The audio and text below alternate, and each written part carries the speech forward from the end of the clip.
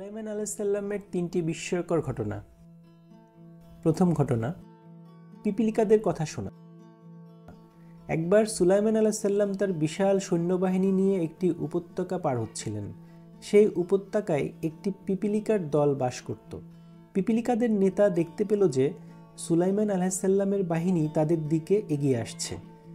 পিপিলিকাদের নেতা তাদের সতর্ক করে বলল, হে পিপিলিকারা, তোমরা দ্রুত তোমাদের গর্তে ঢুকে যাও, যাতে সুলাইমান ও তার সৈন্যরা অজ্ঞতাবশত তোমাদের পদদলিত না করে।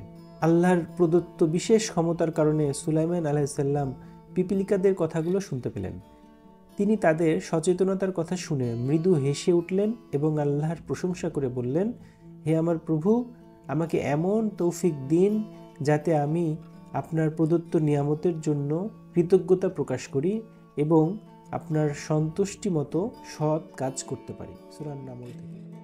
দ্বিতীয় ঘটনা, রানী বিলকিসের সিংহাসন চোখের পলকে স্থানান্তর। সুলাইমান আলাইহিস সালামের কাছে জিন ও মানব উভয় প্রজাতির সহযোগীরা ছিল। তিনি আল্লাহর পক্ষ থেকে এমন ক্ষমতা লাভ করেছিলেন যে তিনি পাখি, পশু ও জিনদের নিয়ন্ত্রণ করতেন। একদিন তিনি রানী বিলকিসকে তার রাজ্যে আমন্ত্রণ জানান। তবে তিনি চান রানী আসার আগেই তার সিংহাসনটি ইয়েমেন থেকে জেরুজালেমে স্থানান্তর করা হোক, যাতে রানীর সামনে আল্লাহর কুদরতের প্রমাণ উপস্থাপন করা যায়। সুলাইমান আলাইহিস সালাম তার সভায় উপস্থিত জিন ও মানুষের মধ্য থেকে জিজ্ঞাসা করলেন, কে এই কাজটি দ্রুত সম্পন্ন করতে পারবে? এক শক্তিশালী জিন বলল, আমি সিংহাসনটি তোমার কাছে এনে দিতে পারি, যতক্ষণ না তুমি তোমার আসন থেকে উঠে দাঁড়াও। এরপর এক আল্লাহর বিশেষ জ্ঞানপ্রাপ্ত ব্যক্তি, যিনি ছিলেন আসিফ বিন বরখিয়া, বললেন, আমি তা তোমার কাছে আনতে পারি চোখের পলক ফেলার আগেই। তৎক্ষণাৎ সিংহাসনটি সুলাইমান আলাইহিস সালামের সামনে হাজির হলো।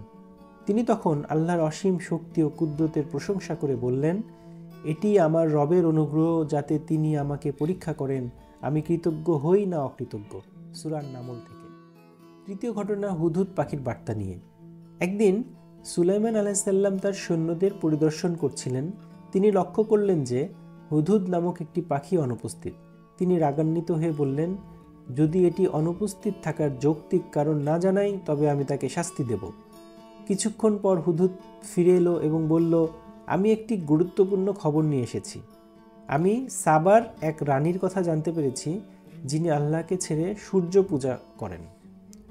সুলাইমান আলাইহিস সালাম তখন হুদহুদ পাখিকে চিঠি দিয়ে রানী বিলকিসের কাছে পাঠান।